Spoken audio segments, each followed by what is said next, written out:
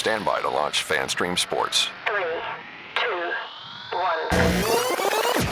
Let's start. Hello, sports fans. Welcome to FanStream Sports. Nothing but pure sports. This is the JP Show. JP, it is so good to hear you back on the air. Stand by. Now, here's JP. All right, it's Football Friday. Let's go. Welcome into a Friday edition of the JP Peterson Show as we get set for a huge weekend in football, which starts tonight, by the way, my friend, as my beloved Florida State Seminoles are at NC State tonight on a Friday night, another ACC special. Yeah, baby, they love doing that to us. Woo! Yeah, we love that conference. Get me Friday nights for high school football, not college. Leave it alone. 100%. Thursday night football, I'm all for it for college, not pro. You get weird results as last night. By the way, 8 sacks on Josh Allen, and the Bucs could not sniff him. Kind of a bad look. That's concerning. But anyway, we got lots of stuff to get to. Buccaneer stuff. Bucky. Yes. It's a very interesting story. I've been trying to do some research on this overnight since it hit. Still got lots of texts out to try to find some information, but we'll talk about it, what's going on with Bucky. Evidently, there are some mental health issues involved here, that he's struggling emotionally, being away from his teammates. So we're going to break all that down here in just a little bit, what we know. Mike Florio had a report, so we'll play that for you. Last night at Benchmark International Arena, one of the greatest saves, one of the greatest overtime moments I've ever seen. And we're gonna try to break this down in many ways. The save that VASY made last night. My groin still hurts watching it. On the postgame show last night, I'm trying to explain what's going on or how the hell he did this with Chief and Brian Engblom looking at me like I'm a complete moron. And Engblom's like, no, I've seen you in the gym. There's absolutely no way you can do that. I don't know how a human did it. So we're going to break that down as well. What a finish to that game last night. Boy, that was insane. The latest in the Lane Kiffin rumors going on. Yeah. It's getting out of control. It is. And I am bursting at the seams with some information that I cannot and will not divulge. Now, see, you could have just not said anything, but you had to go with, I know everything and y'all don't know anything. You had to do that, didn't you? I know. I'm sorry, but I just couldn't help I don't know how it's going to turn out, but there's an outcome that will shock the world. I'm just going to say that. He's going to retire. No. Okay. So, but it might be somewhere where nobody is talking about. Oh, I know where. Okay. I already know. I won't say it either. I have no idea. I just had to pretend like I knew something. Yes. He's gonna flip flop with Alex Golish. All right, there, I gave it out.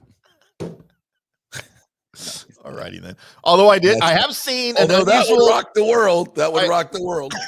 I have seen an unusual amount of AI generated photos on social media showing Lane Kiffin in Oklahoma State coaching garb and a visor and a mullet. Yeah, that. I've seen a lot of those. Well, that would look good. Yeah, we are in for one hell of a coaching musical chairs, man. I am here for it. And with everything, and we all got to wait to see what Lane's going to do. And I've never seen a coach on the not hot seat, but in the crosshairs of all these different jobs go on more television shows. Oh, Lord. I mean, the dude is just everywhere, and I love it. I think he's fantastic. I really do. I just love every minute of it. See, you and I are on different sides of the Lane Kiffin thing, but you know him. I don't know him. I've never spoken. I don't know him that well. I know I've known the family for a long time. I have always just thought he seemed like a douchebag, like just like a total jerk, right? He was. And he'll tell you that. And he'll tell you that I was a jerk.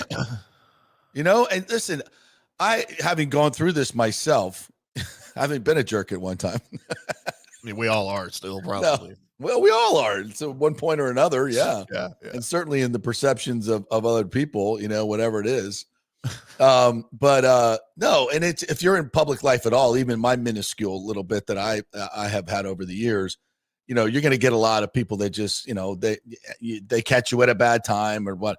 But Lane has a long and distinguished resume of really embarrassing bad moves. Yeah.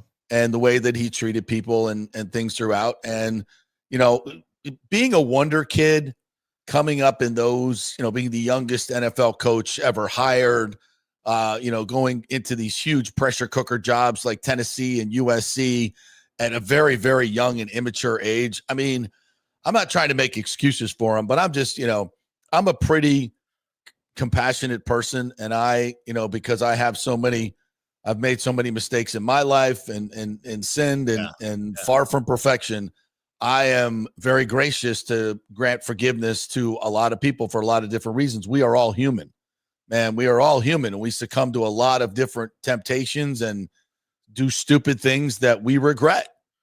And he regrets a lot of it. And if you've kind of watched his journey and the documentary, I think it's very, very interesting and it's a road of self-discovery and change, and you can become a totally different person. And I think to some degree, to a very big degree, he has. And part of that is finding peace and meditation and religion and other things that at one point of your life you probably thought were silly, but when you learn more about it and talk to more people and get counsel and be mentored, you change. And the people that don't change, I think, are the ones that are the saddest. The people that do change, I have tremendous respect for because it's not easy. Well, and it comes with age, right? And Lane Kiffin, of course, in his 50s. Wisdom. I mean, I'm not the same douchebag I was in my 20s. I'm an entirely different kind of douchebag now that I'm approaching 55 years old. I would agree with that. In the limited time I've known you, you've become a much better douchebag in the last 4 years. But JP, I have audio that we're going to play today on the show. Yes, that might indicate Lane Kiffin, at least for a moment in time, while speaking to reporters via the weekly Zoom call, might have reverted back to his previous douchedom. I can't wait to play this and get your take on it. Oh, I don't know if it's you or me, but you just lagged there, and I missed the crescendo of what you said. I think it's you.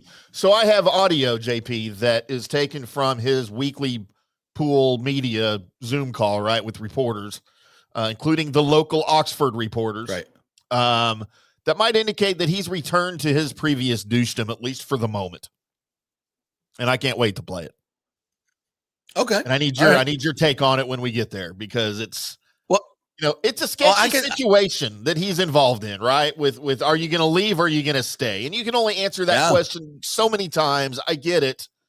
I feel like he hasn't at least publicly addressed that with anybody. And for the reporters to keep asking the question, I think is fair, right? And until you deny or just say, look, guys, I don't want to talk about this right now. Let's talk about this week's game.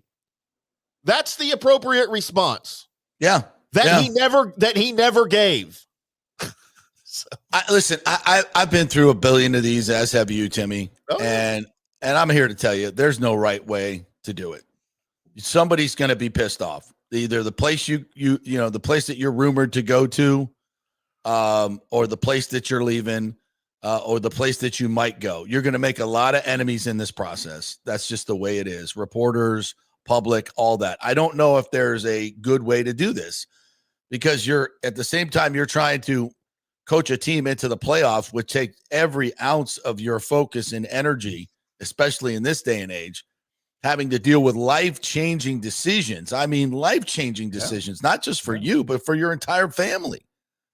These are, I really commiserate with a lot of these coaches. Like, I have no idea what Alex Skolish is going through right now. Yeah. You've given 3 years of your life to these kids and promised them everything and asked for their loyalty and just they blood, sweat, and tears, all that stuff. And you've looked them in the eye and you said, I'm going to be here and we're going to make some of them. We're going to do this and I'm all in, blah, blah, blah. And then you have to weigh that with, okay, this is generational wealth for your family and your family's family. Yeah. With these buyouts, right? And it only comes along. The landscape is littered with coaches that didn't take the opportunity when they were hot and just went into mediocrity and didn't get that big paycheck. That is generational income. That secures your family for a lifetime. That's not, who are you going to be loyal to? Your family or your players and your institution? And you can't build an institution without promising your players all these things along the way. You can't. And he's done that. So I'm not saying anything bad about Alex Skolish right now. I'm saying this is what these guys have to deal with. It doesn't make them insincere at all. It doesn't make them they're not lying. This is not some type of, a psyop that they're running on these kids. This is true. But we all know that's the business. And opportunities come. And these must be fucking gut-wrenching decisions to leave your players. But, man, sometimes you got to go. He's making $2.5 million at USF. They'll probably bump that up significantly. But you can't compete with 9, 10, 8, 7, wherever it's going to go. Look at Liam Cohen. Liam Cohen. He's making $12 million. The Jacksonville Jaguars just paid him $12 million guaranteed for 5 years. He wanted to stay. But, okay. Who figured he would get that? Nobody. That's why I said he wasn't effing leaving. But he's going to give you can't say no to that, no matter how much loyalty that and that's a bad kind of example because he wasn't here very long. Right. But for Lane, yeah, you've asked all these kids to buy in and Alex and all this, and now it's like, see ya. But again, it's not anything insincere on their part. It's just part of the business, and it sucks for the players, for the coaches. Tough problem to have. Yeah. What's interesting is there are a lot of things that we're going to talk about today that have to do with life and how it intersects with sports. And, these are conversations that we don't have all the time on this show. We have them a lot because we delve into this. I like talking about the human side of sports. The human side of the stories, to me, are what makes sports great. I love the Olympic, stories that they tell before you see these athletes go out and, put their entire life's training on the line for a 30-second, run or whatever it is. Right. It's just the stories are what makes the sports to me. It's the human side.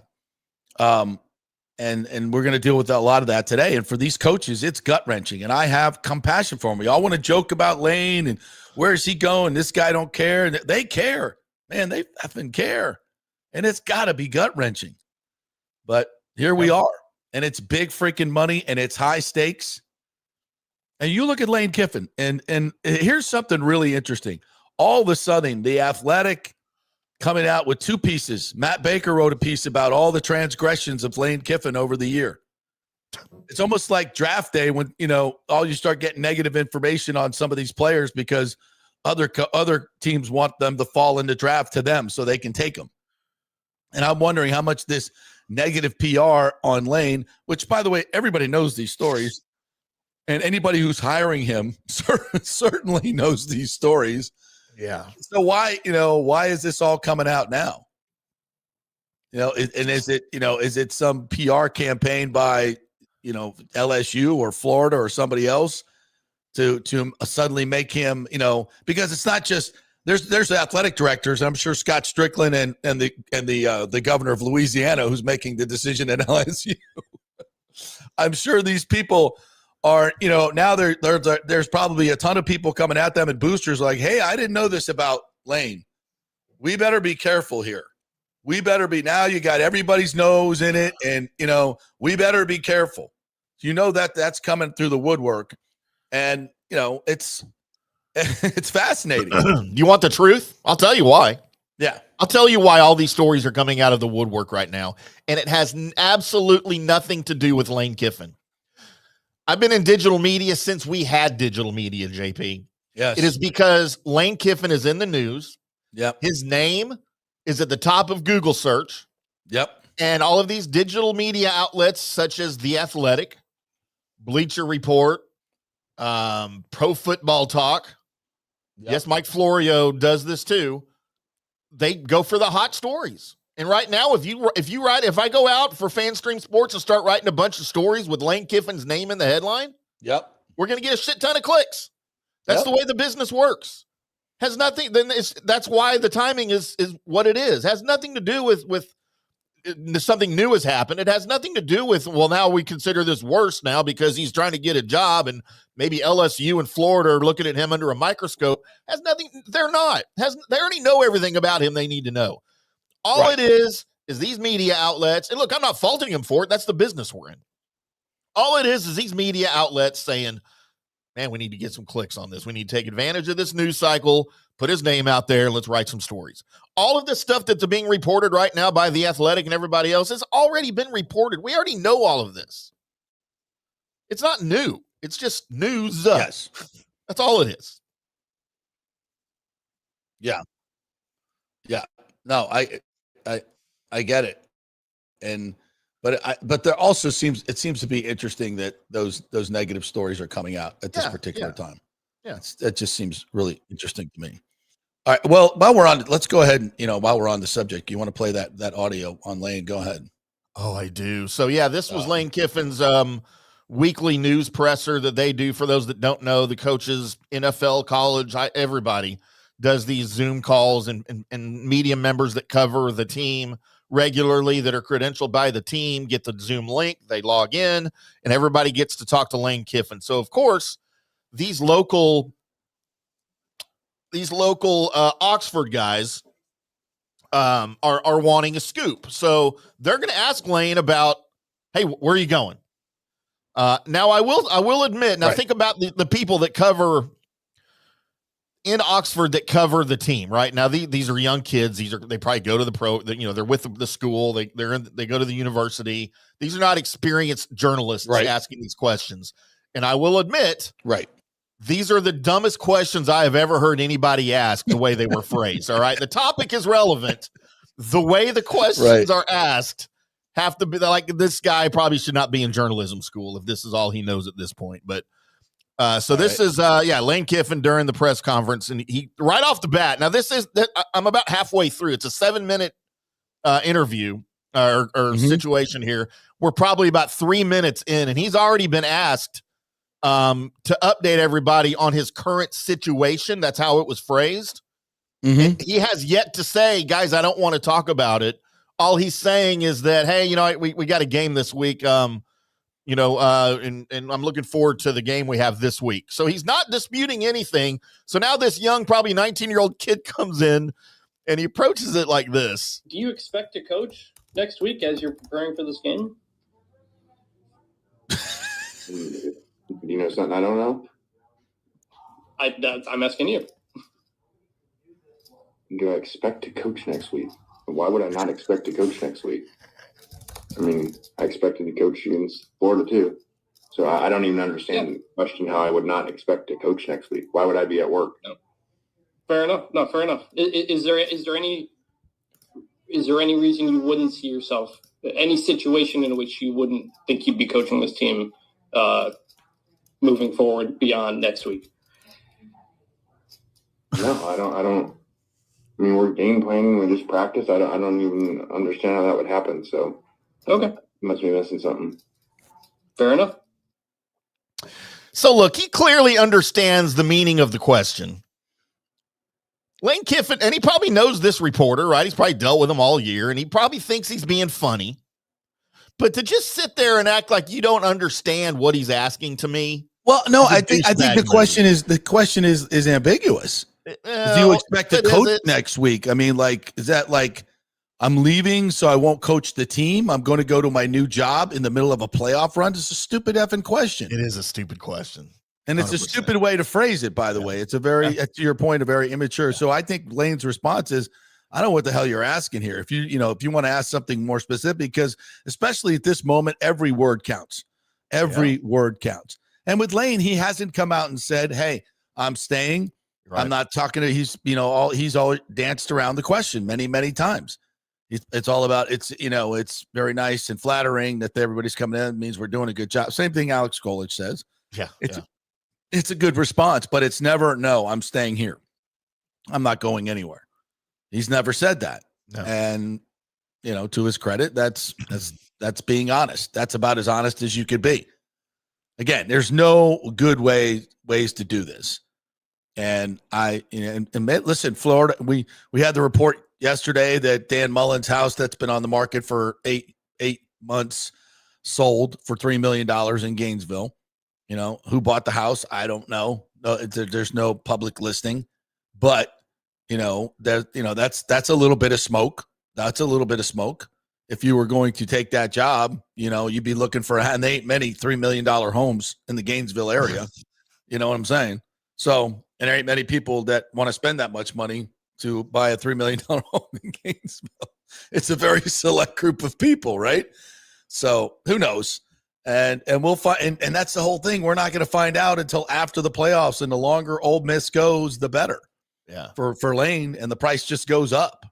When you start talking about all the different, what we're dealing here with Jimmy Sexton. So, and I will just say that I know it seems like it's just LSU and it's just Florida. It's not. Yeah. It's not.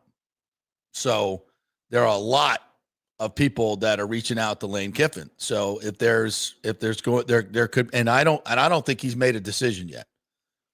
I don't think he has, and I'm not sure he will until he's ready to. See, right, I think he might already know what he's doing. All right, so we got to, I guess, to stay on the Lane Kiffin thing. You have some Stephen A. Smith audio here, right? And by the way, this is, we don't go hyper local, and there's a ton of Gator fans, obviously, in Tampa Bay. And we got Scott Carter coming on a little bit later on to talk about the game with Tennessee.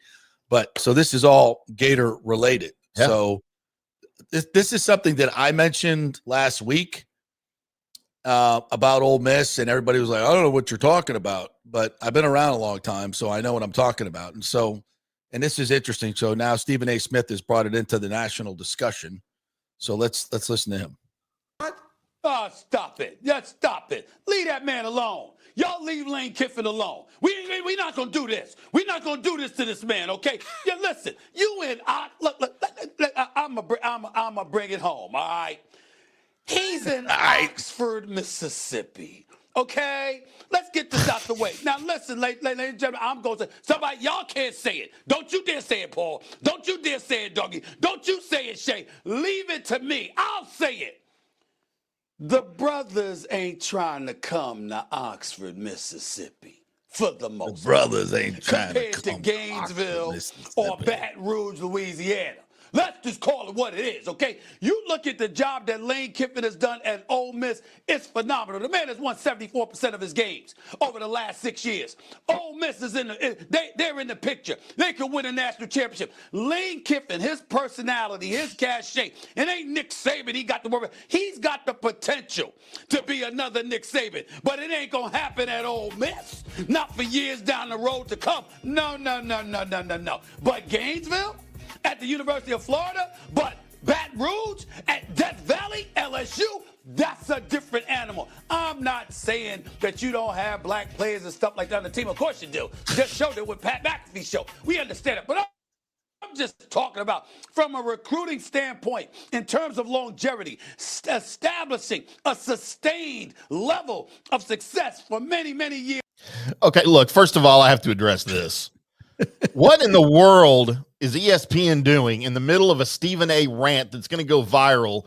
Start to show highlights on the screen with music playing behind it. That is the stupidest producer's decision I've ever seen in my life. Number one. It's what we do now. We have to do it because of the attention span of the kids watching. We have to stimulate them every 8 seconds. Number we two, can't listen to a man, bloviate on something. And listen, that's why you pay him $17 billion. The highest paid personality at ESPN, and that's what he comes up with. All of our people are screaming to turn him off.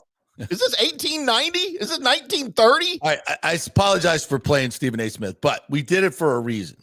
And I think it's something I brought up, and it's the fact that negative recruiting goes on all the time about Ole Miss, about its legacy of the Rebels and Rebel Yell and the General and their mascot and all this stuff over the years that is tied to racism. And I can remember, flag. And you can remember when their fans used to bring Confederate flags to the game. Oh yeah, absolutely. Wave Confederate flags at the game. Yeah. They don't do that anymore. Long ago. No, but they don't do that anymore. But other teams are always doing that in negative recruiting for the black players. 100%. It happens and it hurts their recruiting. And you can't, and in the society we live in, it's only, going to get worse. If your opponent can race bait you into, getting a commitment or flipping a commitment, they'll do it in a heartbeat. They don't care. They want the player.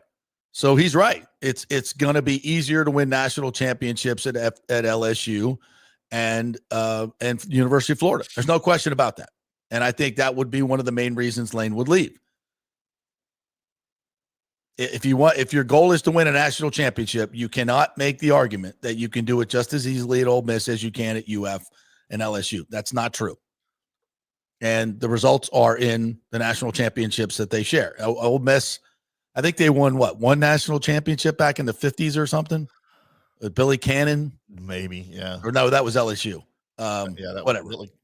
Yeah. I don't know, but they haven't been in the mix, and Lane's done a great job putting them in the mix. So we'll see where he goes. And the University of Florida is waiting with bated breath to find out, as is Ole Miss. And there's a story out there that he was given an ultimatum. If Ole Miss is that stupid, so be it. But they shouldn't be doing that. By the way, Ole Miss, for the class of 2025 recruiting, they were number 16 in the country in recruiting for this cycle, which is not bad. But Nope. You know what? It's not top 5.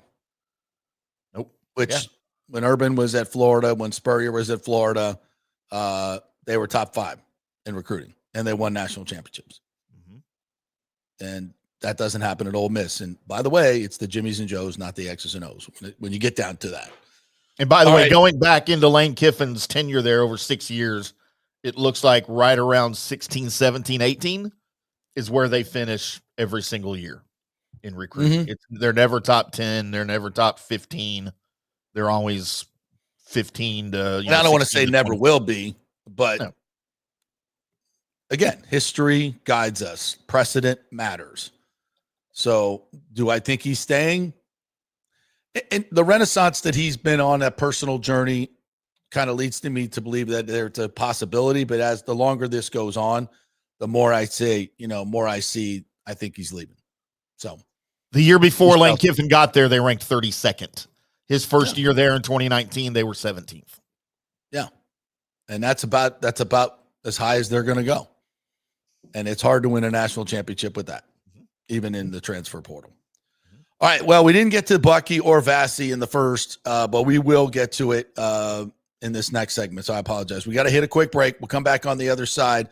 Scott Carter's going to join us at 11 o'clock. We'll get the update from Gainesville on all real estate transactions that are going down. Scott will be on top of. And as by the way, they got a big game against Tennessee coming up this weekend as well. We're brought to you by the Jeeves Law Group, JEEVESLawgroup.com. They are local, they are trusted, and they get results.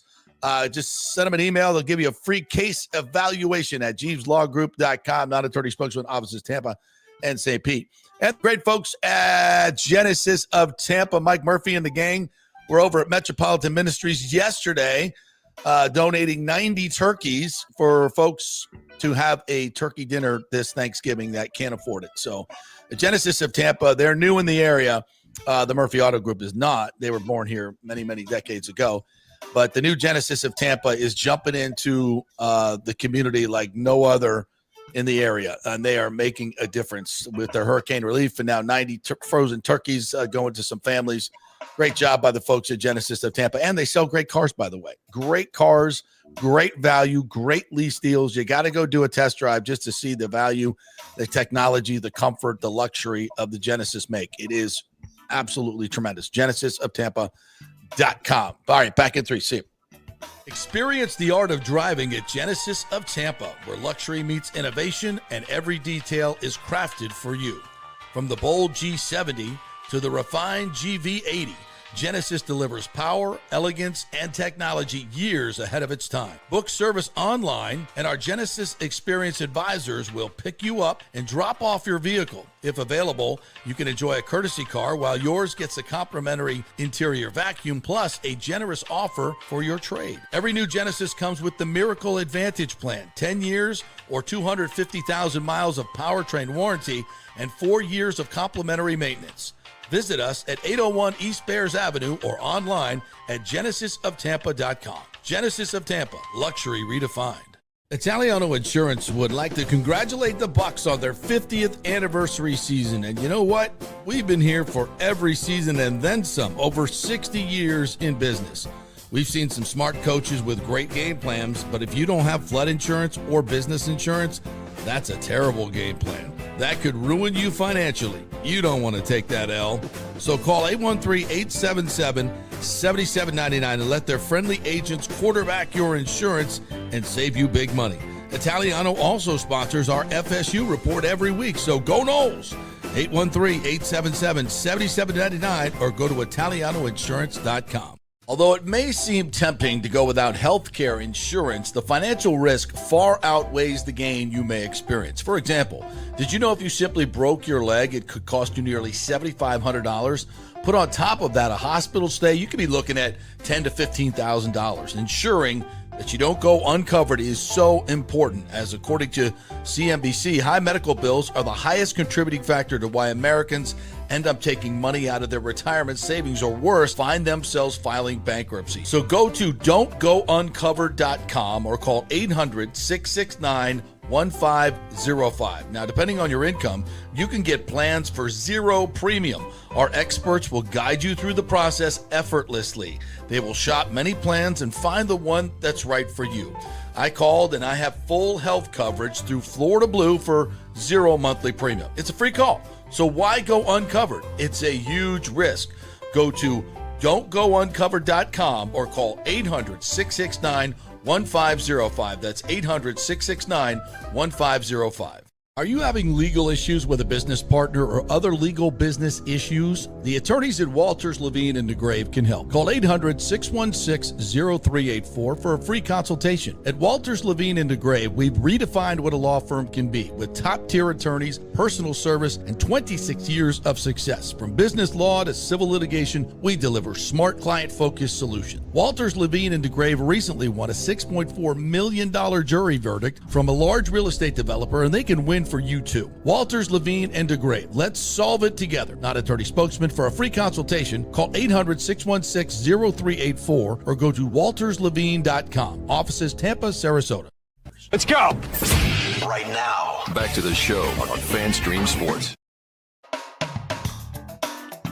All right, welcome back to the JP Peterson Show here as we roll on. Scott Carter will be joining us for FloridaGators.com at 11 o'clock. We want to thank our great folks at Italiano Insurance, 813-877-7799. Get that insurance checkup right now, folks. They could save you thousands of dollars. They do all the work. You save all the money. And the Gold and Diamond Source. Come visit the wonderland of jewelry at the Gold and Diamond Source. I love that, the wonderland. It is a wonderland, too. You walk in that place, man, it is bling, bling, bling, and it's cool. I love it. And they're so welcoming when you jump in there, and they're not going to try to oversell you something. You got a budget for a ring. They'll adhere to that and say, this is what we got, and show you some great stuff.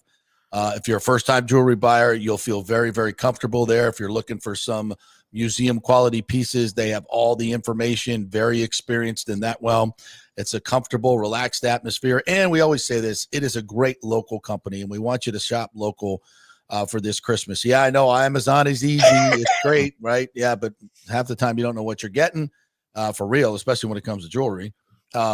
go somewhere where you can touch it, feel it, see it, and it's a trusted source, and that is the Gold and Diamond Source. They do great work in the local area. Obviously, Julie with their Hands Across the Bay charity that has done so much for abused women. So that's why we love the Gold and Diamond Source. Go check it out, goldanddiamond.com, 3800 Almerton Road, always online at the Gold and Diamond Source. JP, when you were talking about the Turkeys and Murphy Auto Group and their charitable efforts, it took my brain back to maybe one of the greatest moments in all of television history.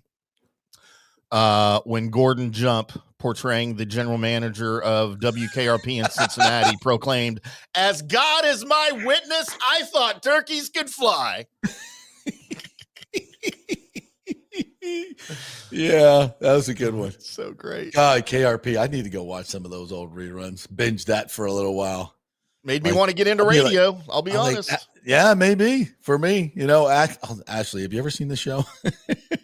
The gratuitous cleavage of Lonnie Anderson, fabulous. And I was always a Bailey Quarters guy. I know you would be. Yeah. All right, so let's get into a little bit of this Bucky stuff, and then we'll go to VASY in the save last night.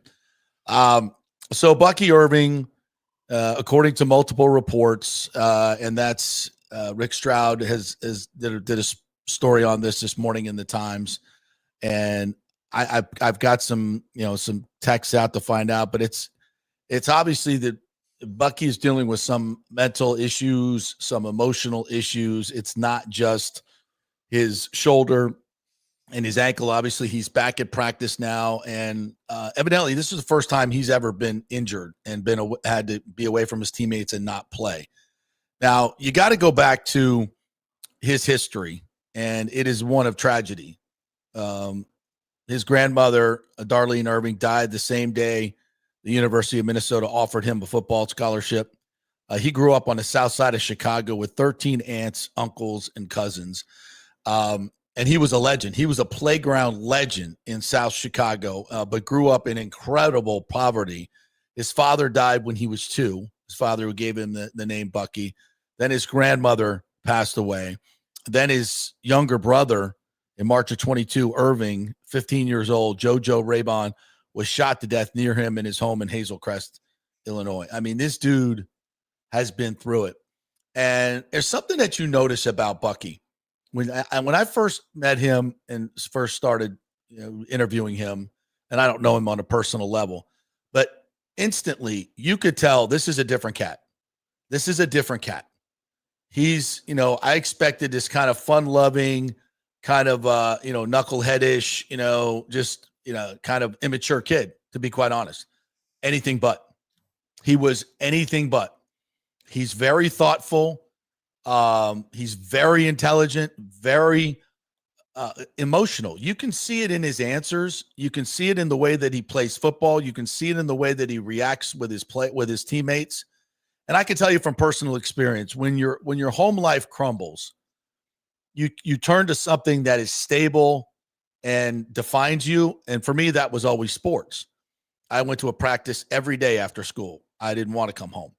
And when things like this happen in your life, sports becomes your family. It becomes your entire support system. It defines you in a lot of different ways.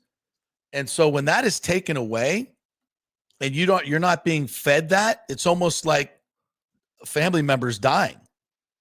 And I can understand in this situation that it's really hard for him, because most of his self-worth is probably caught up in providing the joy and the game-winning plays for his teammates. And that's why he is so beloved. Now, he's also beloved for the person that he is. And the whole fact that he has developed this incredible relationship with 87-year-old Tom Moore, where they come in and they talk every morning at 5:30. What 22-year-old kid is doing that? That should tell you all you need to know, is because of his friendship with Tom Moore, what kind of maturity level this guy's at.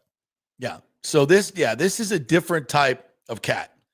And I mean in a good way. I mean in a very good way. But it's also got to be really, when you're emotional and you're thoughtful and you're uber intelligent as he is, you don't think just on the surface. You think on a lot of different levels. And I'm sure that this is really messing with him. And given, what's happened with Marshawn Nealon recently, and you would, and I'm not saying this is what's going on. We don't know. Mm-hmm. But what we do know is there's a lot of people walking around out there that look like they're the happiest people in the world and they're struggling, which is why being kind to people on a daily basis is really important. And it doesn't cost anything to be kind, by the way, and it'll make your day better. It costs a lot when you're not only for you, but for the people that you're not kind to. So and this is a very touchy subject, and it's interesting. And it's not, you can't list it on the injury list. They don't have a column for that. Knee, shoulder, emotional. No, a lot of times when guys are dealing with stuff, they'll put just if they have to miss practice for a day because of, you'll just say personal. Yeah, which is interesting. We're trying to remove the stigma of mental health issues. We're trying to, kind of pull the curtain back a little bit, but they're also deeply personal things that people have a hard time talking about it. And we need to be better about that. The stigma needs to go away. If you're dealing with something emotionally, seek it out. Somebody in our comments yesterday, I think, said, I saw Bucky Irving walking on the Riverwalk, maybe walking alone. He's been around the facility. He's practicing, so that's good. He's not isolating himself. But, nobody knows what happens when he goes home. I don't know who he lives with. I don't know if he has a support system here. Maybe he's missing his family and the family this support system that he had in Oregon. It's great that Tez is here, obviously, one of his best friends. So the answer now to is Bucky, when is Bucky coming back, is when he's ready. Yeah. And that's okay. It's probably missing those morning conversations with Tom. I hope he's still doing them. And I would think he is. I hope he's still doing them, because that seems to be like something that really connects him. Mm-hmm.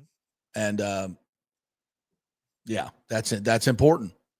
It's important. So, I know it's frustrating for fans because he's such an important part of this team.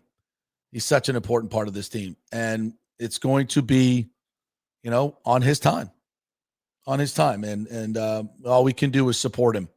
And hopefully he comes back and does Bucky things, because he is an absolute delight. He is an absolute delight to talk to. He's a delight to watch. And we just need to shower him with love and support, and whatever, he needs to do, And the other part about this is the pressure. There is so much pressure on these players because of social media, because of the notoriety. And I think we kind of take it for granted that guys should just be able to go out and play.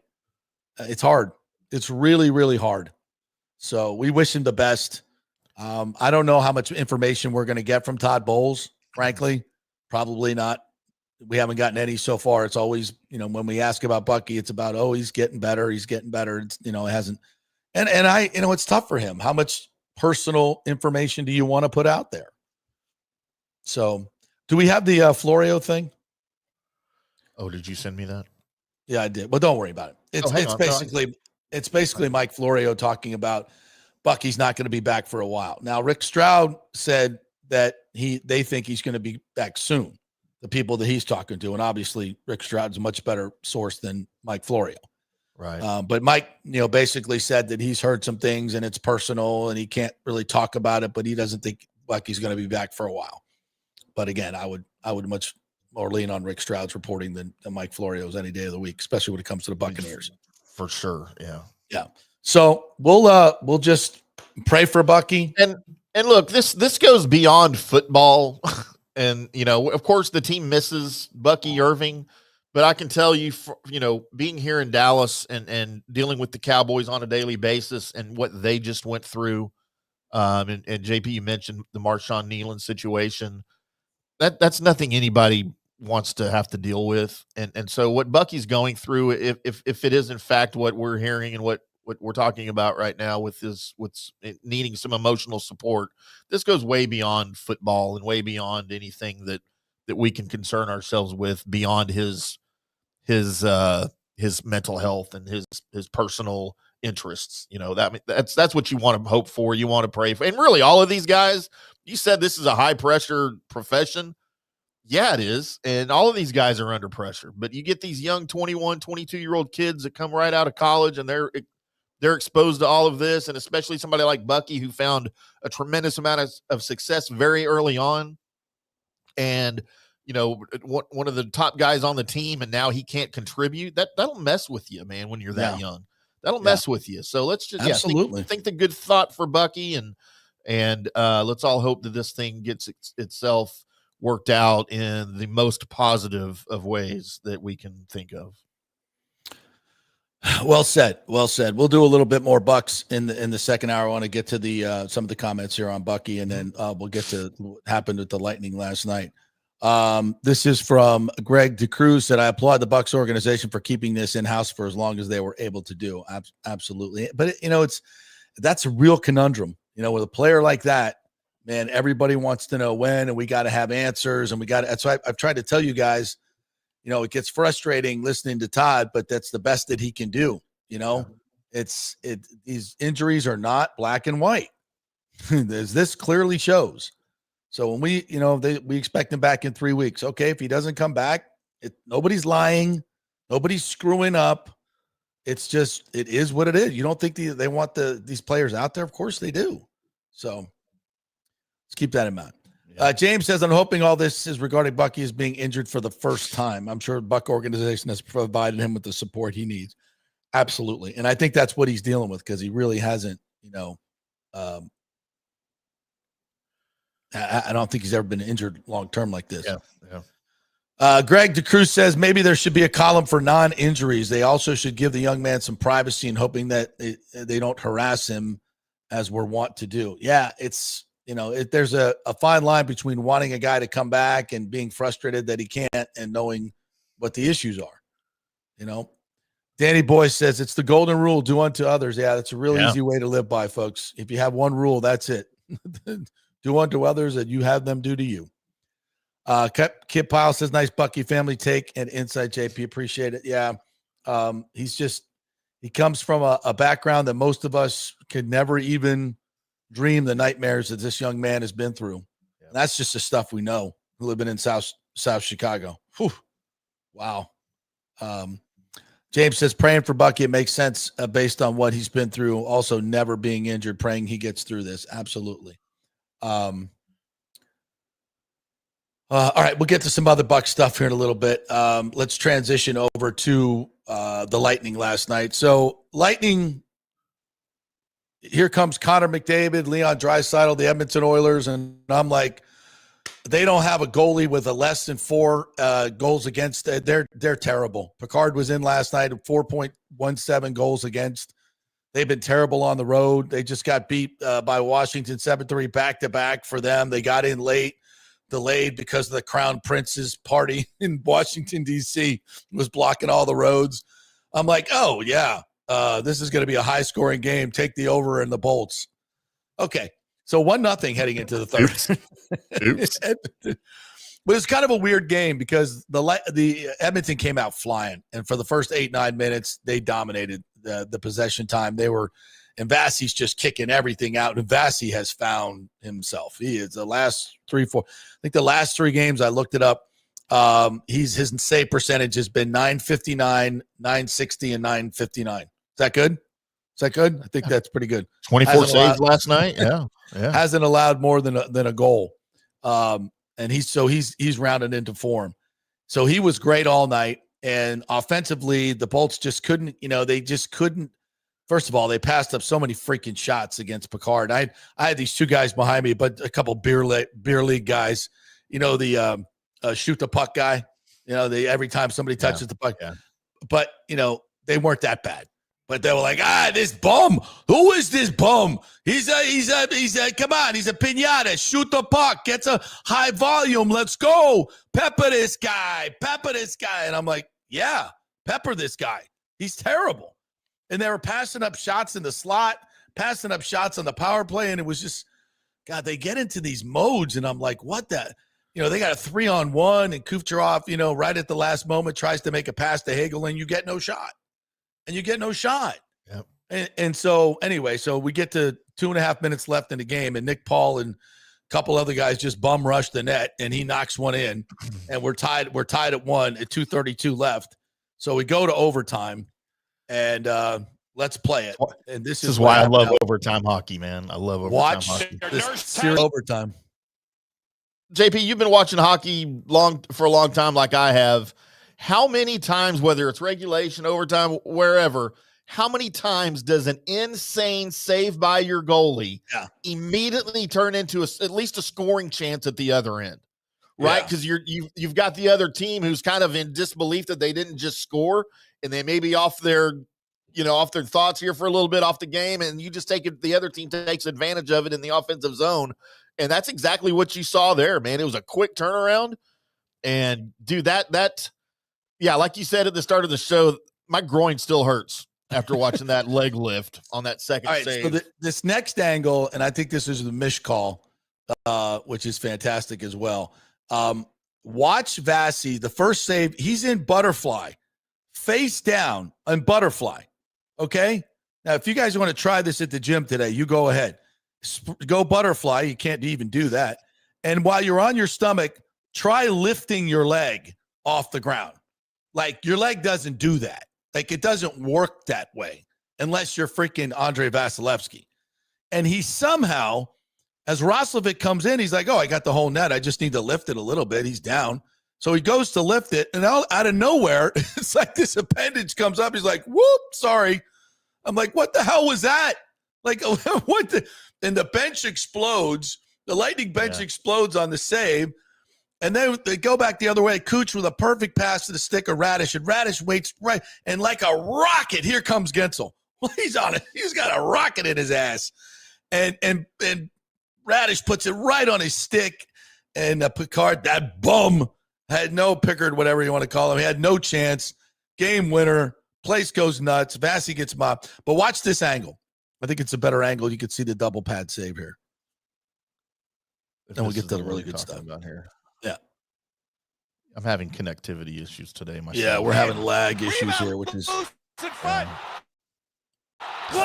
save! Hang on, I'm gonna rewind it. Okay. And he has the 2 OT winners. There's Nurse across the line. The step left circle. This Nurse. Shoot save made. Rebound loose in front. Look at that! Holy. Open net. Kucherov the other way. Right side Radish with Gensel across the line. Radish for Gensel. Score! Gensel! Oh! Jake Gensel wins it. Yeah, I'm sorry if I've got it on my social if you want to go see it a little bit better. But we're having big weather here in Dallas, thunderstorms and stuff, and it affects my internet here. Listen, everybody actually that's doing StreamYard shows across the nation, I've noticed have had a lot of issues with lag lately. So I think StreamYard needs to up their server potential or whatever the hell it is, because it's not working with guests and video. So hopefully we can get this taken care of soon. But the point is, bodies don't work that way. It just don't work that way. And VASY's just been so good. But that save, it's unbelievable. So I'm the post-game show. I'm trying to act it out myself. Like, how do you do that when you're on your stomach and you're butterflied split and then you lift your leg? It's like, doesn't work that way. And Engblom's going, yeah, it doesn't work that way for you. I know. But none of us, I don't get it. So I come across this young lady who's a big Bolts fan on Twitter, and she's trying to do what I was trying to do, except she did it a lot better, and I think she explained it a lot better. So this is Paris Jersey Girl is her X handle, and apparently lives in Clearwater, and she's a huge Bolts fan, according to her. What I was able to creep on her profile. And on her account. Yeah. And she might be JP, my next, ex-wife number 4. If I can somehow finagle that, but let's see. She's into it. I hope this plays. and you get the gist of it. Oh, God. Here we're leg out to get the second one, and then down like this goes. That's difficult to do, man. I'm just saying. I'm just saying. We're up. We're tracking the puck. We down. Did he go full butterfly? God, yes, he went full butterfly. Yeah. Yeah, go full butterfly, Jersey girl. The second kick out to get the second save, and at this point he's split. What am I doing? What are you he's doing? Split and out like this and goes. My foot won't even. Exactly. Your foot doesn't do that. Your leg doesn't do that. Oh my God, dude. So what's funny, JP? I suggest everyone tries to do that right now just to fully understand how incredible it was. That's what I'm saying, Jersey girl. Like, try to do that.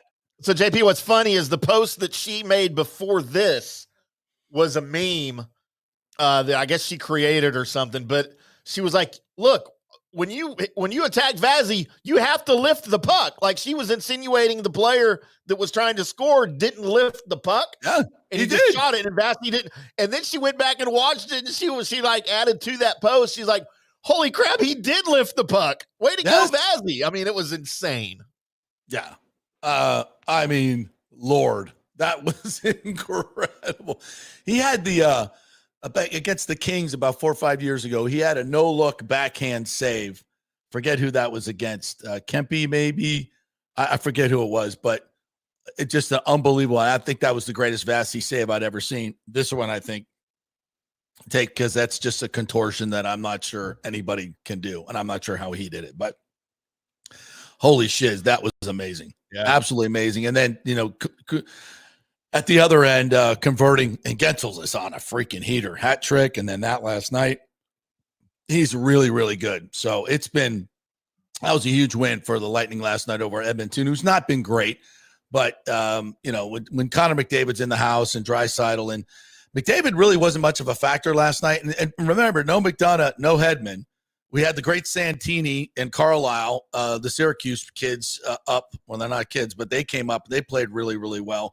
We defended really, really well all night, except for the one goal, which was given up in the first minute 30, where Lilleberg gives up the puck, gives it right to Draisaitl, who feeds Frederick right in the slot, and VASY really had no chance on that one. But everything else, they really locked it down. I think they only allowed 4 shots in the third. Outshot them 14-4, and they really locked it down. And Cooper said after the game he loved their game and how it got better as the night went on. So, it wasn't a high-scoring affair, which I thought it would be, but that's a nice win for the Lightning because if you can't score, you got to beat them the other way. And against a team like Edmonton, to hold them to 1 goal and nothing for 58 minutes is pretty damn good. And to win it like that, that's a shot in the arm. That was just freaking great. And for all you Lightning fans, as I walked through the arena last night, Benchmark International Arena, it was about 10 minutes to go. Leaving the arena, what are we doing? And you got what you deserved. You got what you deserved as they were leaving. I go, I hope you're getting another beer and not leaving. And they laughed. And I'm like, okay, I see you. I see you people. Yeah, because then I was sitting right above VASY with some friends of mine. And everybody just like on the save, the whole place went, oh, everybody's standing and then they go the other way and they win it. And it's just the roof blows off. So, yeah, what a night. What a really, really fun win. And now they've won what? I think that's 11 of 14 now. 11 of 14. Man, you needed that too. Yeah, and that's without most of their regulars. Although Nick Paul came back last night, got that equalizing goal, which was big for him. So good on you, boys. Good on you. All right, we'll take a break. We're going to come back on the other side. Scott Carter's going to join us on the phone, Timmy, if you could give him a call in the break. And so we'll chat with him about what's going on with Florida in terms of the Lane watch.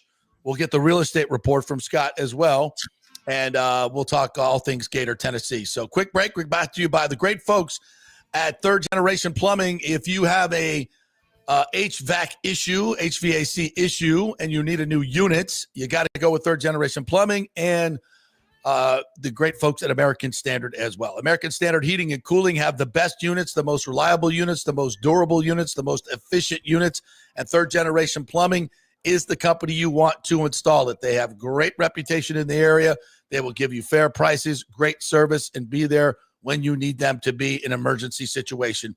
ThirdGenerationPlumbing.com and American Standard Heating and Cooling, a dynamic duo for your HVAC needs. Back in 3. Stay with us.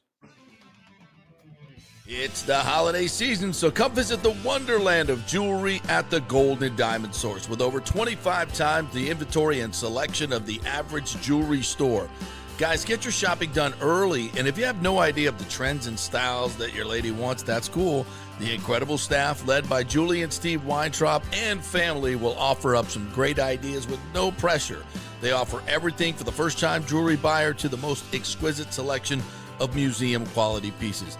Enjoy a comfortable, relaxed atmosphere and experienced staff, geologists, jewelers, and designers for all your jewelry needs. From the luxurious jewelry boxes to their VIP customer care, there's many reasons to make sure it's a Gold and Diamond Source diamond. Keep it local this holiday season. Shop online anytime at goldendiamond.com or just come by their showroom at 3800 Overton Road and always online at goldendiamond.com. JP here for the Jeeves Law Group and my man, Scott Jeeves. If you're going to hire an attorney, do you want some guy looking for a quick settlement and a quick buck, or do you want an attorney with some chops?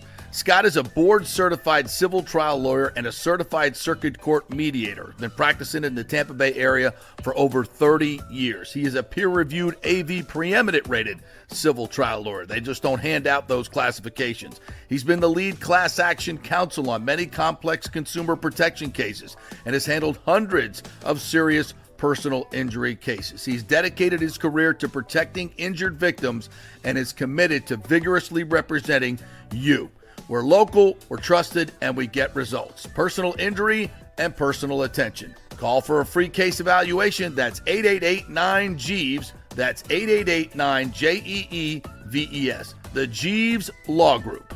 Welcome to Kingmakers, home of the J.P. Peterson Show studio and Tampa's premier business networking and social club for members only. By day, it's an exclusive, vibrant co-working space with a stylish conference room, focus rooms, a full production studio, and an in-house marketing team. And by night, Kingmakers transforms into a sports-centric social hub with a full sports bar, golf simulator, and exclusive events. For young entrepreneurs and seasoned professionals, it's the perfect place to work hard, play hard, and make big moves in Midtown Tampa. Close the deal, celebrate the win. Only at Kingmakers. Become a member today at kingmakerstampa.com. Your business, your club. Are you looking for an honest AC and plumbing company? I mean, that's like trying to find a humble Saints fan, right? Well, try my friends at Third Generation AC and Plumbing Services. Been in business since 1995 here locally. And listen to what one of their customers said. Quote, the gentleman providing the service was exceptional, on time, knowledgeable, professional, and experienced. He was efficient, cleaned up behind himself, and did the work expeditiously. He not only repaired a sink, he repaired our toilet that was constantly running. We have used this company several times. They are awesome. Says it all, folks. Testimonials really say it all. Call 813-961-8024 for honest, fast service. 813-961-8024 or thirdgenerationplumbing.com. We also do AC. Ciao, Paolo Tini here, owner of Caffè Paradiso, voted number 3 People's Choice Award on Open Table. I want to thank all our loyal family of customers that have been enjoying our great traditional Italian dishes we make from scratch every day. It's a great family story we're proud of. Our family moved from Rimini, Italy in 1984. My dad, Caesar, started Donatello, and that's where I got the start in the restaurant business. I started Caffè Paradiso on South McDill in 1995, and we've been there ever since. From our traditional ossobuco, a veal slow roast for 4 hours, to our daily fresh catch, the Gruppo Paradiso, with a piccata sauce and lobster claw meat, homemade pasta like lasagna, Italia, farfalle salchicha, which is a bow tie pasta homemade with fresh sausage. Hold on a minute, JP's favorite. I love it. So come and have a glass of wine with me on South McDill. Get a reservation on Open Table and see all our 5-star reviews. Ciao, see you soon at Paradiso. Let's go. Right now, back to the show on FanStream Sports. All right, welcome back to the JP Peterson Show, brought to you by the great folks at Cafe Paradiso. You just heard from Paulo right there. Get your reservation this weekend and go enjoy some of that fantastic traditional Italian food and all that frou-frou new Italian stuff. It's the good stuff, the lasagna, the chicken. Some of the – I'm just getting crazy thinking about the lasagna right now and the veal parmesan. Oh, God, the veal's amazing. The veal scallopini. Oh, so good. Head on over to Cafe Paradiso, folks. Have a nice glass of wine with Paulo. Have a great weekend. All right, let's welcome in our good friend from FloridaGators.com. He is Scott Carter, knowing all things that are going on in Gainesville, including real estate, I understand. Scott, can you give us an update on the housing market in Gainesville? Yeah, there's been a lot of updates this week. Who knows? All I know is I haven't seen any official documents that Lane Kiffin has signed. So I know that's why Gator fans are hoping. But hey, man, we're getting into the weekend. It's still going to be a few more days probably before we know anything for sure. So there could be all kind of willings and dealings before then, guys. So if you don't know, there was a report by Barstool, and someone actually walked up to me in the Chase Club the other night and showed it to me on Zillow. The Dan Mullen $3 million mansion that was on the market for 8 months just sold or went under contract. Yeah. So everybody says, oh, well then, who else would buy a $3 million home in Gainesville, right? Any ideas? I don't. I think I can confirm. I don't think it's Lane Kiffin, and I can confirm for sure that it was not Scott Carter. So,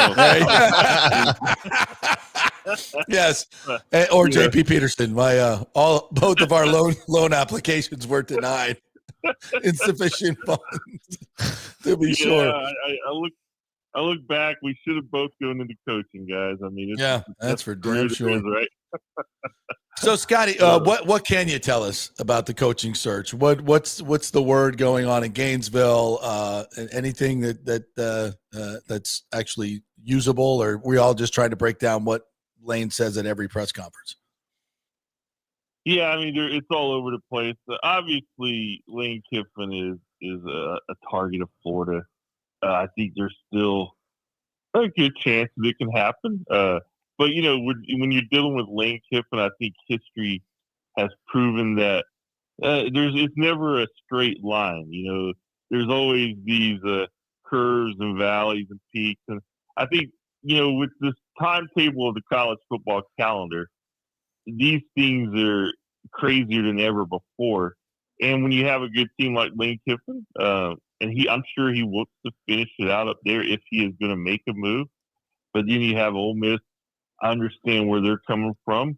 They would like to get an answer from the coach. And then, of course, you got Florida, LSU, and other schools of interest or maybe other teams.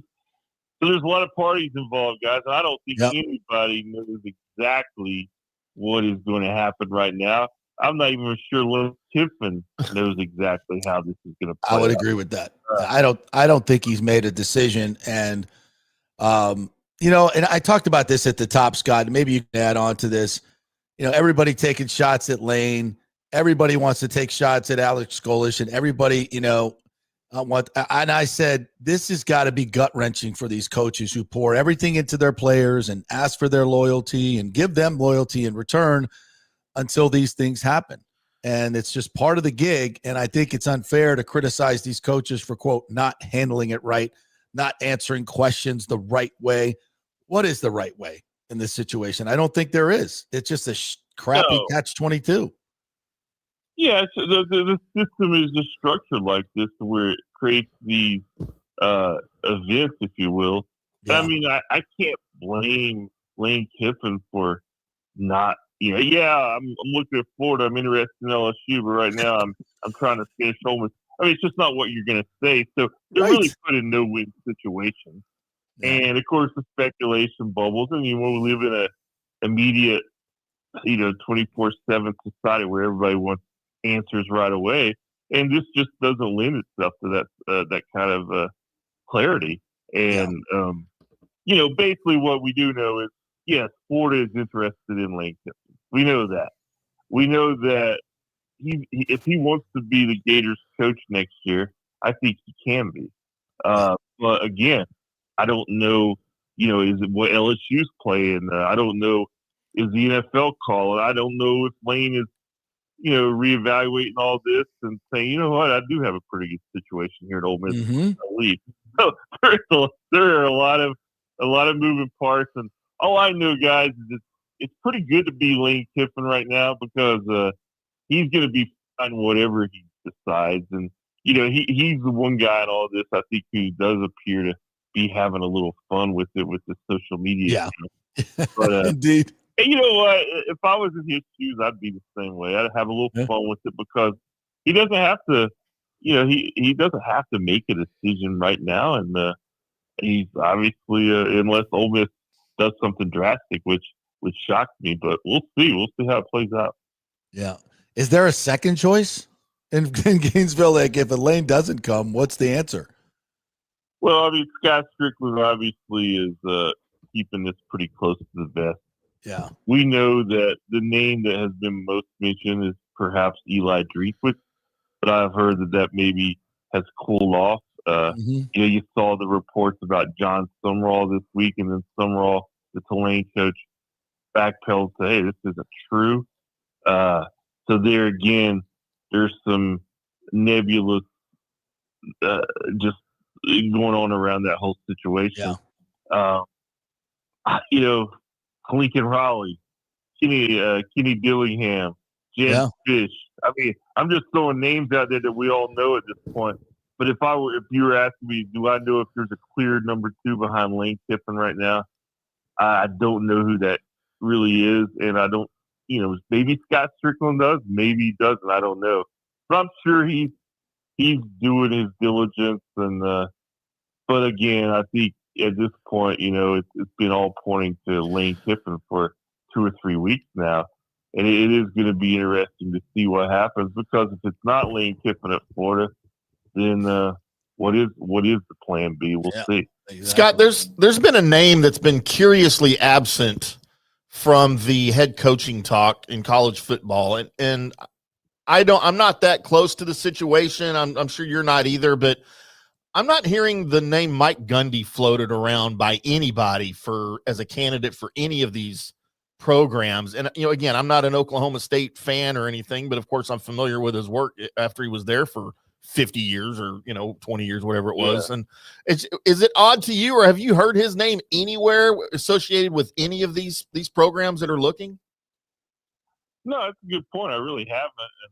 And obviously Gundy's tenure at Oklahoma State was full of a different kind of controversies, but in the end, I mean, he had a good record there. He won at a program and built some success, although it obviously didn't work out in his final season. They cut ways there. But he's a guy that, he's a little bit like Lane Kiffin in that if you hire Mike Gundy, you're going to get you're almost going to get an alter ego there. Yeah. And that's going to scare some schools away.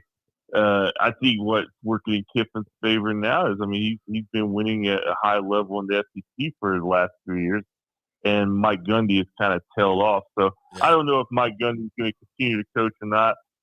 He'll probably, if he does, to me, maybe a mid-level or a power conference, lower division school sounds more likely. Yeah, probably. All right, let's jump into this game against Tennessee, 20th ranked Tennessee, who was in the conversation for the playoff until they lost to Oklahoma.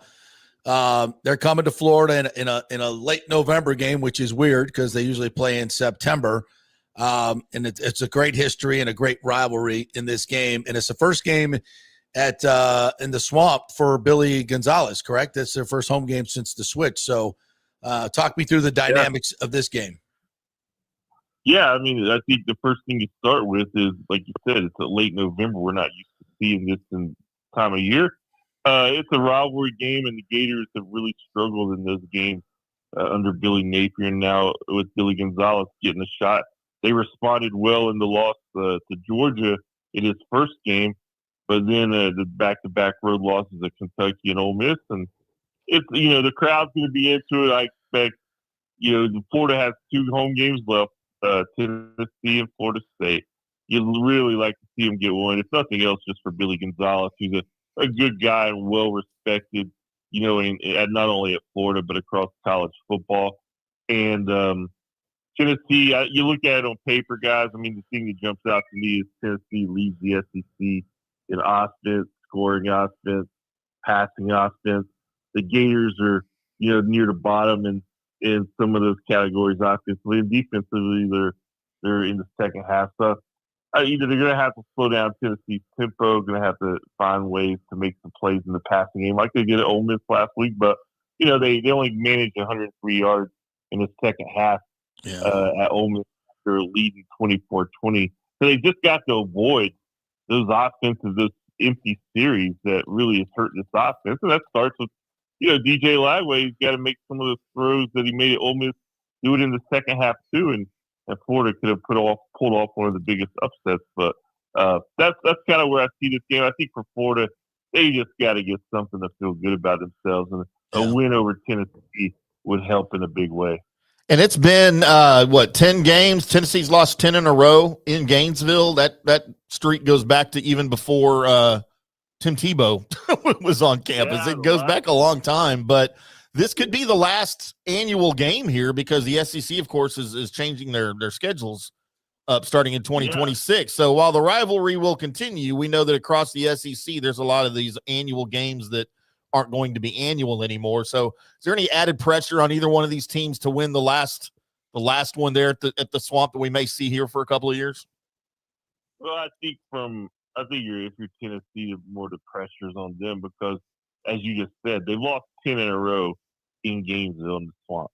And, I mean, if you look at it on paper, man, I mean, this is one that you would think, okay, we end this streak. Because if they lose, Josh Heupel's going to face his own critics up in Knoxville. Yeah. So this is a big chance for them to get that monkey off their back. And then just for Florida, at this point, they got nothing to lose. They're going to be at home. I think that will re-energize them.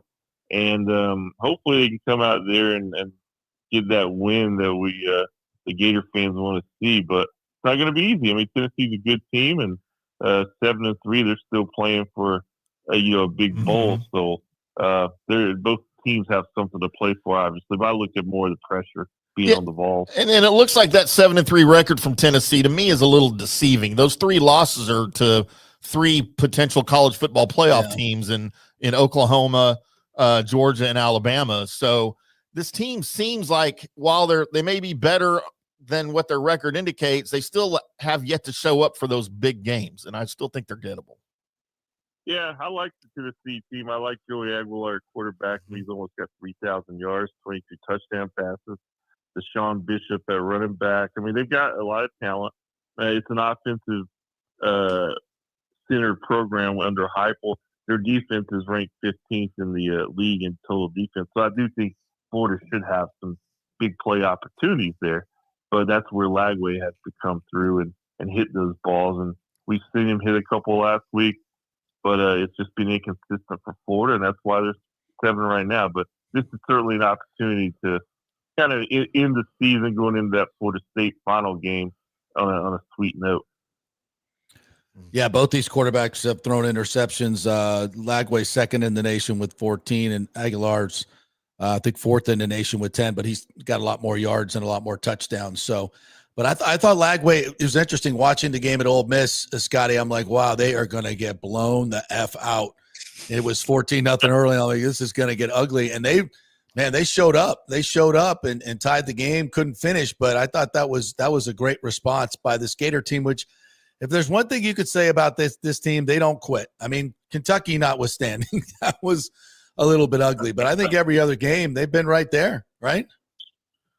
Yeah, they have been, and that is, I think, you got to give some credit to the locker room and to the players for sticking in there. And nobody wants to hear about moral victories, So this thing, like I'm like you guys, I was watching the first 2 drives of that Ole Miss game, and they would go 3 and out, and Ole Miss scores both times. I'm starting to say, I got like visions of like 58-7 in my head or something. Yes. And then, they had that nice DJ hits that long pass to TJ Abrams, woke them up. They scored. Then, of course, Jaden Woods had the interception on the next series, and suddenly the Gators are up 14-10 and turned into a shootout there. At one point, it's 21-17. And then again, they just stall. You got to give Ole Miss some credit on their defensive adjustments. And Florida had no answers to stop Kewan Lacey. He ran for 224 yards. And that would have been with all the storylines and with the Kiffin drama, that would have been a monumental upset for the Gators if they were able to pull that off.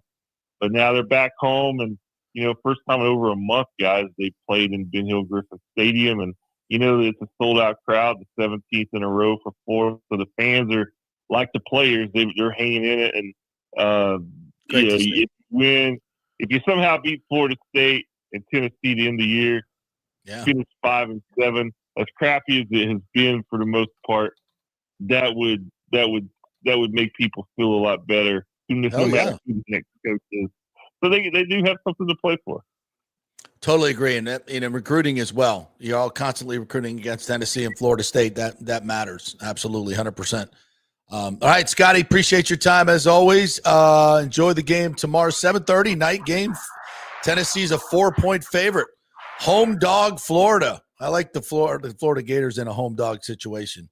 We shall see. Yeah. We shall see. Yeah. I think people will be leaning that way, and I'll keep my eyes on the housing market and hopefully have enough. All right. If you're looking for a home, Scott Carter in the Gainesville area, much experience with coaches coming in and out, high-priced homes, luxury homes. See Scott Carter. Thanks, partner. Appreciate it. See you guys. At Gator Scott to get your home in Gainesville. By the way, JP, do you know the last Tennessee quarterback to win at the Swamp? All right, stand by. Phil Fulmer was the head coach. Who was the quarterback? T. Martin. Incorrect. Damn. Close. Should have given you. Peyton? No, I should have given you one of these. Peyton Manning? Nope. Might not get it. 2004. 2004. 2004. 2004. Tennessee quarterback. I give up. The great Casey Clausen. Casey Clausen. Wow. No, would not have gotten that one. Blast from the past right there. Yeah. RCLMX159 says Florida should get Lincoln Riley. He has a better resume than Lane Kiffin. How does Lincoln Riley have a better resume than Lane Kiffin? I need you to explain yourself, because that might be the worst comment I have seen in years on a sports take. Lincoln Riley has a better record, better resume at destroying programs. I'll give you that. Didn't he have some success at Oklahoma? I don't know. Why do you think he left? Because this was not a Lane Kiffin situation. Do you think USC is a better job than Oklahoma? I don't know. There's no world that that's true. Depending on the way, depending on what you're, he says 4 conference championships and 3 Heisman Trophy winners. Oh, wow. That's awesome. Yeah. That is, it's more than Lane. Come on. How many conference championships has Lane won? Who cares about Heisman Trophy winners on your staff? There were 3 in a row, by the way. Well, when you're the quarterback coach and they're quarterbacks, yeah, that matters. It doesn't matter in the grand scheme of things. I don't give a crap about how many Heisman Trophy winners come out of your program. What? Why you think who cares about matters? Who cares think about that matters? That's no. the things you're recruiting, you're developing, and producing. Winning. Just win. 4 conference championships. That's not winning? Where did that get you? Who did you 4 lose conference to? championships. All right. You're not going to win the national championship every year. If you're worried about conference championships. That is objectively a better resume than Lane Kiffin. He is right. Okay. You know what? You go hire Lane Kiffin or hire Lincoln Riley then and see where your program's at in 5 years. That's all I'm saying. Now that's a different argument. When Lincoln Riley is completely out of football. because nobody.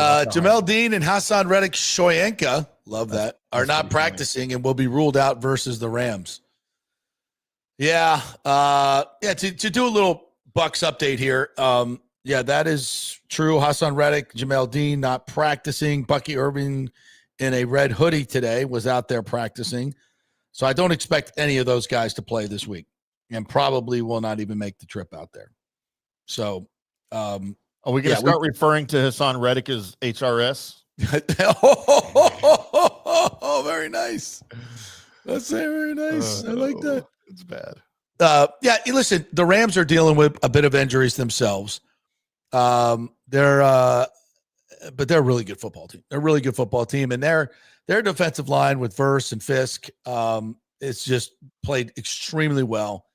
They're getting turnovers. This offense, Matthew Stafford has had its way against the Bulls defense. It just looks like a tough assignment this week. The Bucs are 7-point underdogs in this one. 7-point underdogs, and we'll pick our games here after the break. So that's coming up. I just think where the Bucs are right now. Listen, if give the ball to Sean Tucker, where I think the Rams might be a little bit vulnerable is a little bit in the power run game. Give the ball to Sean Tucker, get your power run going, open some stuff up for play action passing. You got to have the play action pass this week because this pass rush will eat you alive. And they got to get after Stafford, and I know he's not Josh Allen, but they roll him out, they get him on boots, he can move and he can throw on the run as good as anybody. Off platform, sidearm, no look passes. He's really good. He's not going to run quarterback power, thank God, because we certainly couldn't stop that. Mm-hmm. Listen, last night watching the Bills lose to the Texans and struggle with protecting Josh Allen. Listen, I know the Texans are elite off the edge, but and this is the deal, folks. When you can get pressure with 4, and I asked Bowles this week. I said against a quarterback like Stafford, who will eat you alive in the blitz, he's just waiting for you to blitz. And trust me, this is why he's done so well against Bowles defenses, because he knows what's coming. And when you get caught in a blitz, especially this defense, you know what happens? Big effing plays. And we've seen that more the last 2 weeks. This is, frankly, and I'm not trying to be Debbie Downer, but this is as bad a matchup as I've seen this year with the Bucs in this situation. You're injured. You're heading west. Sunday Night Football. You're 1-7 in prime time with Baker. And it's not Baker's fault, but that's what you are. There's a lot of trends going against you this week.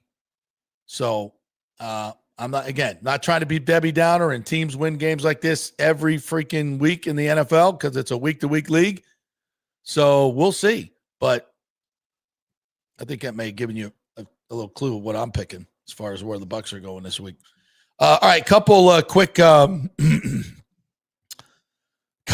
Sergio Biltres, excuse me, says last night was a perfect example of how to beat a good team with a good quarterback. Pass rush, 8 sacks for Houston, and mostly by the edge rushers. No blitzing. They had Allen for the most part contained. Yeah, watching that, for some of the time. Well, I was keeping an eye on the Lightning game, obviously. Look, and I will say this in that regard, because JP, you and I talked about this a little bit before the show about how horrible that makes that Bills loss looked for the Bucs. But don't forget, the Bucs were in Buffalo playing the Bills. The Bills are an entirely different team for whatever reason at home. They're now under 500 on the road after that loss last night. So it's an entirely different team, an entirely different look that you're getting on the road from Buffalo than you are at Highmark Stadium. So take that into account a little bit before we slam the lack of a pass rush, although it is still egregious. I mean, it's ridiculous. It's got to be better. Alex from FL1 says, haven't been able to weigh in on the USF stuff. Anyone calling for Golish's job is going too far. However, if the reports are true that he interviewed with Okie State midseason, then that is unacceptable. Is it? Yeah. It's not. It's not. I don't think it's unacceptable. The job is open. The interviews take an hour, 2 hours tops. It's part of the deal. Part of the industry. It's part of the industry. Everybody does it. All the coaches do it. It's the way this thing is set up. It sucks, but that's the business. So it is acceptable. And you try to keep it under wraps as much as you possibly can. And we don't even know if those reports are true. But even if they are, it's not taking away your focus from the task at hand.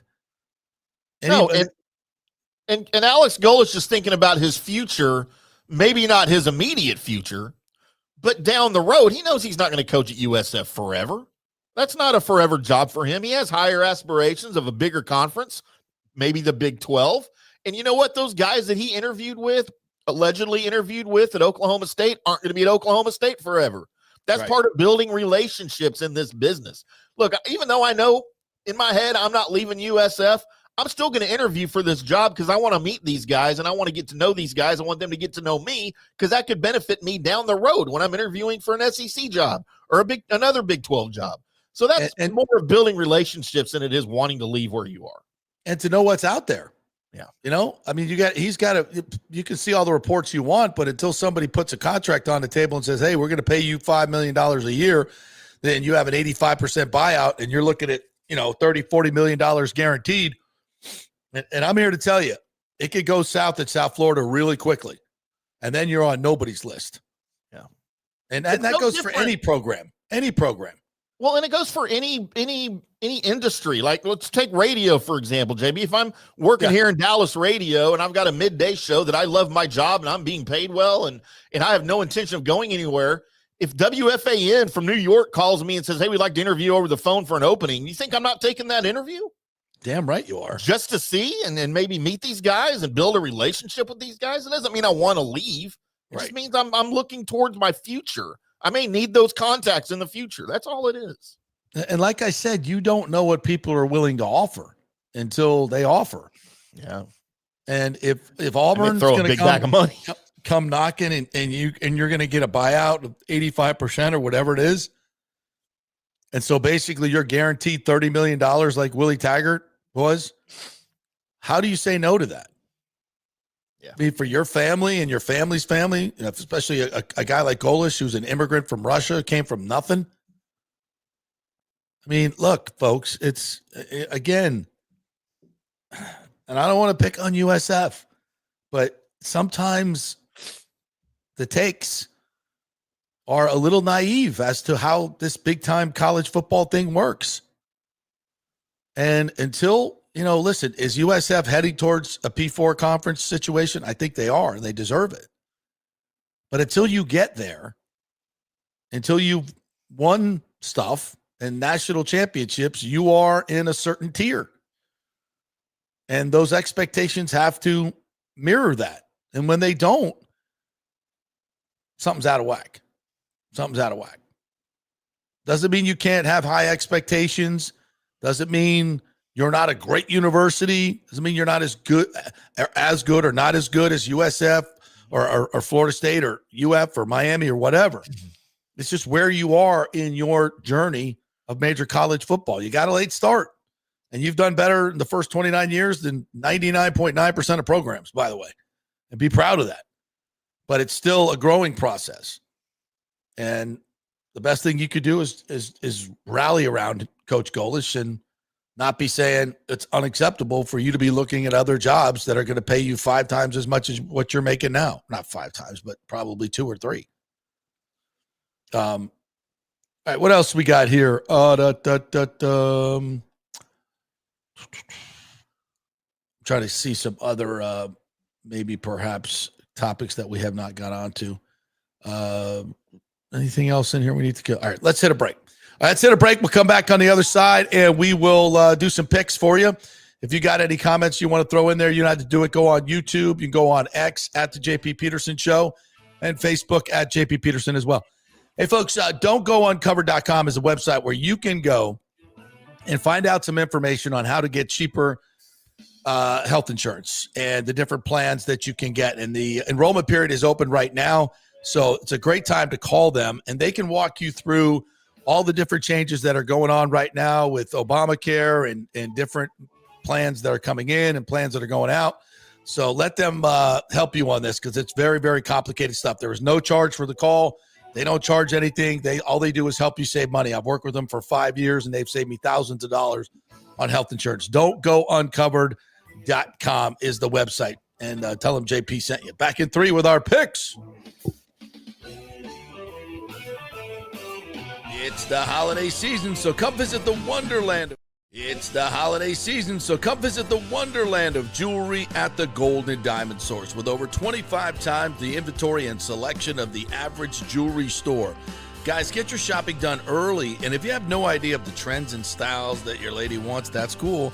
The incredible staff led by Julie and Steve Weintraub and family will offer up some great ideas with no pressure. They offer everything for the first-time jewelry buyer to the most exquisite selection of museum-quality pieces. Enjoy a comfortable, relaxed atmosphere and experienced staff, geologists, jewelers, and designers for all your jewelry needs. From the luxurious jewelry boxes to their VIP customer care, there's many reasons to make sure it's a Gold and Diamond Source diamond. Keep it local this holiday season. Shop online anytime at goldendiamond.com or just come by their showroom at 3800 Overton Road and always online at goldendiamond.com. Welcome to Kingmakers, home of the J.P. Peterson Show studio and Tampa's premier business networking and social club for members only. By day, it's an exclusive, vibrant co-working space with a stylish conference room, focus rooms, a full production studio, and an in-house marketing team. And by night, Kingmakers transforms into a sports-centric social hub with a full sports bar, golf simulator, and exclusive events. For young entrepreneurs and seasoned professionals, it's the perfect place to work hard, play hard, and make big moves in Midtown Tampa. Close the deal, celebrate the win. Only at Kingmakers. Become a member today at kingmakerstampa.com. Your business, your club. JP here for the Jeeves Law Group and my man Scott Jeeves. If you're going to hire an attorney, do you want some guy looking for a quick settlement and a quick buck, or do you want an attorney with some chops? Scott is a board-certified civil trial lawyer and a certified circuit court mediator. Been practicing in the Tampa Bay area for over 30 years. He is a peer-reviewed AV preeminent-rated civil trial lawyer. They just don't hand out those classifications. He's been the lead class action counsel on many complex consumer protection cases and has handled hundreds of serious personal injury cases. He's dedicated his career to protecting injured victims and is committed to vigorously representing you. We're local, we're trusted, and we get results. Personal injury and personal attention. Call for a free case evaluation. That's 888-9-JEEVES. That's 888-9-JEEVES. The Jeeves Law Group. Are you looking for an honest AC and plumbing company? I mean, that's like trying to find a humble Saints fan, right? Well, try my friends at Third Generation AC and Plumbing Services. Been in business since 1995 here locally. And listen to what one of their customers said. Quote, the gentleman providing the service was exceptional, on time, knowledgeable, professional, and experienced. He was efficient, cleaned up behind himself, and did the work expeditiously. He not only repaired a sink, he repaired our toilet that was constantly running. We have used this company several times. They are awesome.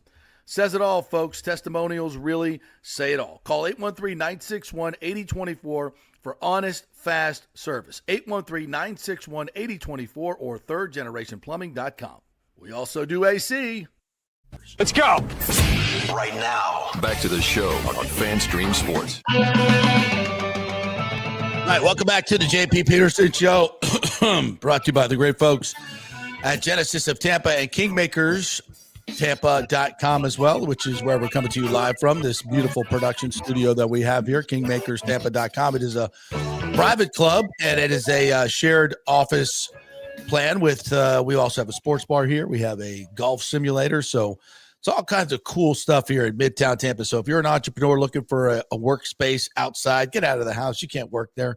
And then you could have access to all these great things. We've got a great conference room here, shared office space, private office space. Anything you need is here for you. So check it out, KingmakersTampa.com. Very unique place. Become a member today. Come see me over here at our beautiful FanStream Sports Tampa. Bring him some lunch. Bring him some lunch. Yeah, that'd be good. Yeah, absolutely. Couple more comments here from James. We always want to get his in here. Said Ole Miss should realize without Lane, there's no more high-powered offense. There's no more recruiting a Division II quarterback and turn him into a star. So pay the man if you want to keep the man. I think they're willing to pay him. It's just whether he wants to stay or not. Yeah, that's the question. Yeah. Marty, actually, this is Joel. Why are all our call names different today? I don't know. Weird. I saw that. I don't know. Kind of weird. Says Mississippi is racist as F. Just is. I turned down work there. F Northwest Florida is as backwards a place in the country. That's been my experience. Well, I did live for 7 months in Mississippi, and this was way back in the 80s. One of my first TV jobs. And I will tell you, he is absolutely 100% right. There's a bunch of racist mofos. And that was a long, long time ago. But I encumbered racism there that I was absolutely shocked and appalled at multiple times. And I was like, really? Y'all still do this here? Like, yeah, really weird. I did not like it at all. I totally agree with you 1,000%. It was embarrassing, really, to be honest, as an American. All right, let's get to our picks, partner. Why don't you run the show here?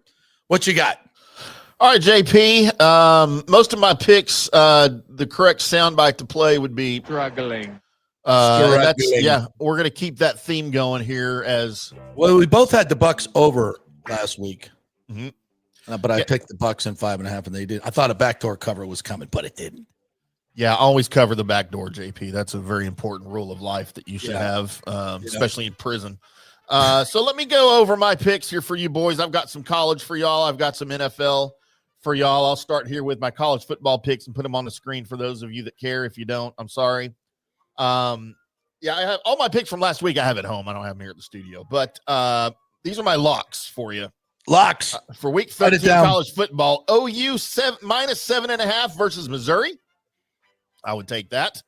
The SMU money line minus 155 versus Louisville.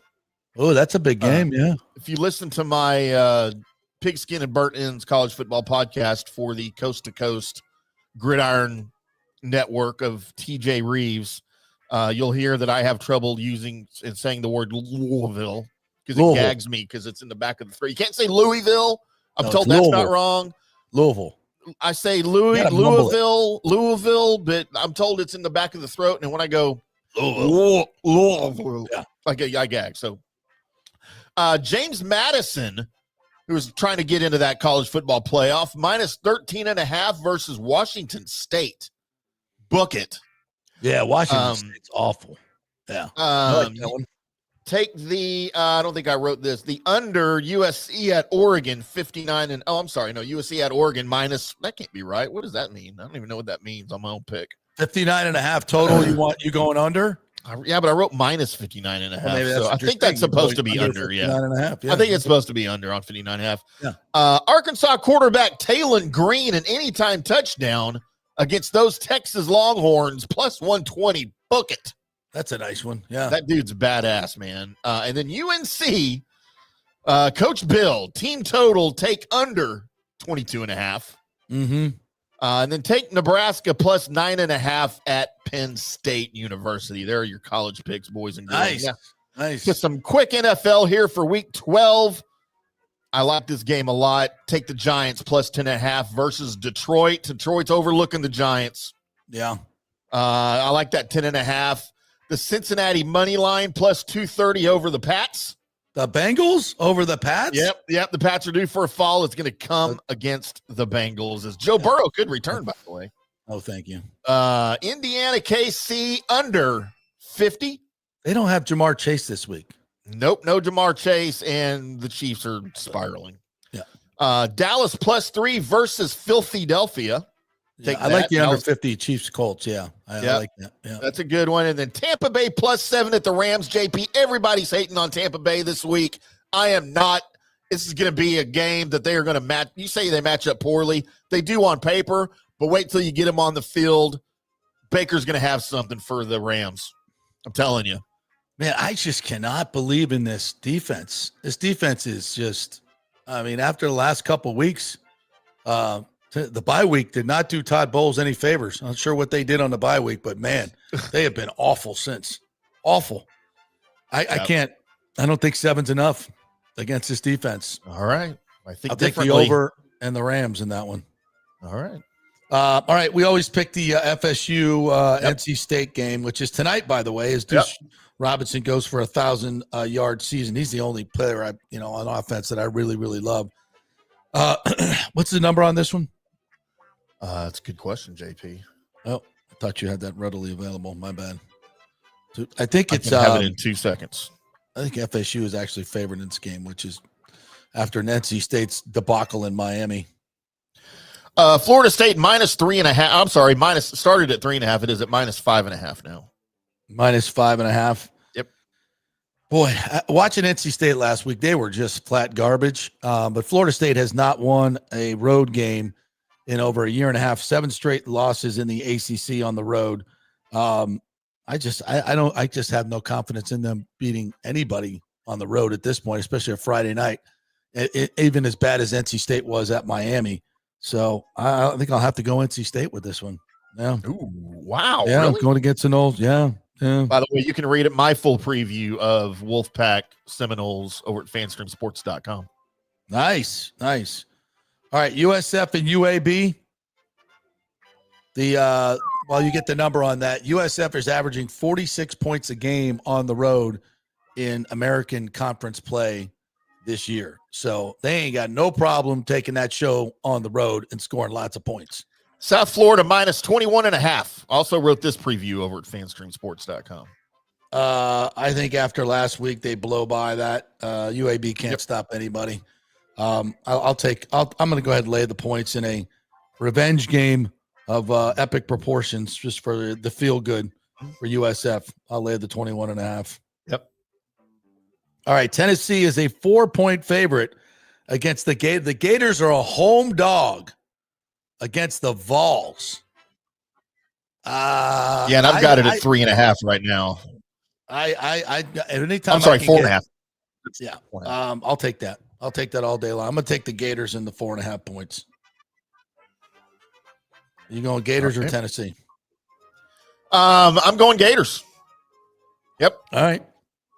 They're at home. Good. All right. And we picked the Bucs game there as well for you. All right. So that's our picks for this week. Hopefully they will bring you lots of money and you will have a great weekend as we will. All right. Quick. Oh, by the way, other college football note, there is scuttlebutt up there. Speaking of FSU, that the Gasparilla Bowl, we heard this last year as well.